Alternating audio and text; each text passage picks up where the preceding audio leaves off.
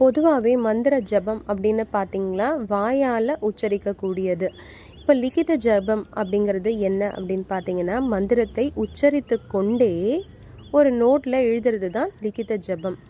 இப்போ பெரும்பாலானோர் ஸ்ரீராம ஜெயம் எழுதி நீங்கள் பார்த்துருப்பீங்க. சும்மா ஒரு பேப்பரில், ஒரு டைரியில், ஒரு நோட்டில் இந்த மாதிரி அவங்க ஸ்ரீராம ஜெயம் எழுதுவாங்க. ஒரு விஷயத்தை அவங்க மனதார நினைத்திருந்தாங்கன்னா அதை ஸ்ரீராம ஜெயம் மூலம் வேண்டுதல் செய்து நிறைவேற்றி கொள்ளுபவர் நிறைய பேர். இப்போ இதை எப்படி முறையாக எழுதணும் அப்படின்னு பார்த்தீங்கன்னா, ஒரு நாளைக்கு நீங்கள் எத்தனை முறை வேண்டுமானாலும் எழுதலாம். அதற்கு எந்த ஒரு ரூல்ஸோ எதுவுமே கிடையாது. நீங்கள் ஒரு நோட்டு வாங்கிக்கோங்க. அந்த நோட்டில் ஃப்ரண்ட் பேஜில் ஸ்ரீராமருக்கு உங்களுடைய வேண்டுதலை சொல்லிடுங்க.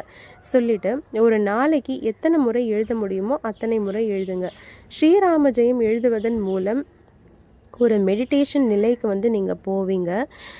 உங்களுடைய எண்ணங்கள் வலுப்பெறும். நீங்கள் கூடிய விரைவிலேயே உங்களுடைய எண்ணங்கள் பலிதமாகும். அந்த அளவுக்கு ஒரு சக்தியை, ஒரு ஆற்றலை இந்த ஸ்ரீராம ஜெயம் உங்களுக்கு தரும். ஸ்ரீராம ஜெயம் அப்படின்னா ராமருக்கு வெற்றி அப்படின்னு அர்த்தம்.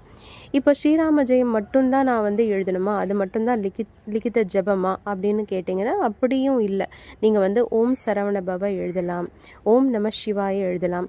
இப்படி மந்திரங்களை நமக்கு பிடித்த இறைவனோட நாமத்தை நம்ம எழுதி நம்மளுடைய வேண்டுதல்களை வைக்கலாம். தொடர்ந்து எழுதுங்க. இப்போது இப்படி எழுதுகிற இந்த நோட்டுக்களை நம்ம என்ன பண்ணோம் அப்படின்ற ஒரு கேள்வி உங்களுக்கெல்லாம் வரலாம். இதை அங்கங்கே நீங்கள் போடக்கூடாது. ஏன்னா இறைவனோட நாமம் அதில் இருக்குது இல்லையா? அதனால் பூஜை அறையில் நீங்கள் பத்திரமா வச்சுக்கோங்க. ஃபுல்லாக கம்ப்ளீட் பண்ணதுக்கு அப்புறமா எதனா ஒரு ராமர் கோவில், இப்போது ஸ்ரீராம ஜெயம் நீங்கள் எழுதியிருக்கீங்கன்னா ராமர் கோவிலுக்கு கொடுக்கலாம். ஓம் சரவணபவ எழுதியிருக்கீங்கன்னா முருகர் கோவிலில் கொடுக்கலாம். ஓம் நம சிவா எழுதியிருந்தீங்கன்னா சிவபெருமானுடைய கோவிலில் நீங்கள் கொடுக்கலாம். இப்போது இந்த மந்திர சக்தி வாய்ந்த அந்த நோட்டு புத்தகங்களுக்கு எவ்வளோ பெரிய ஆற்றல் இருக்குது அப்படின்னா, இப்போது கோவிலில் அடித்தளம்லாம் பண்ணுறாங்க இல்லையா? ஸோ அந்த அடித்தளத்தில் பில்லர்லாம் எழுப்பும்போது அடியில் இந்த நோட்டை போட்டு புதைச்சிட்டு அதுக்கப்புறமா அதுக்கு மேலே தான் தூண்கள்லாம் எழுப்புவாங்களாம் சில கோவிலில்.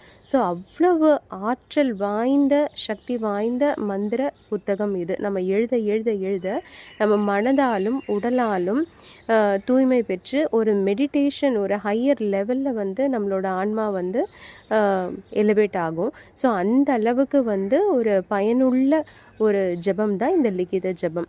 இந்த லிகித ஜபத்தை செய்து நீங்களும் உங்களுடைய பிரார்த்தனைகளை நிறைவேற்றிக் கொள்ளுங்கள்.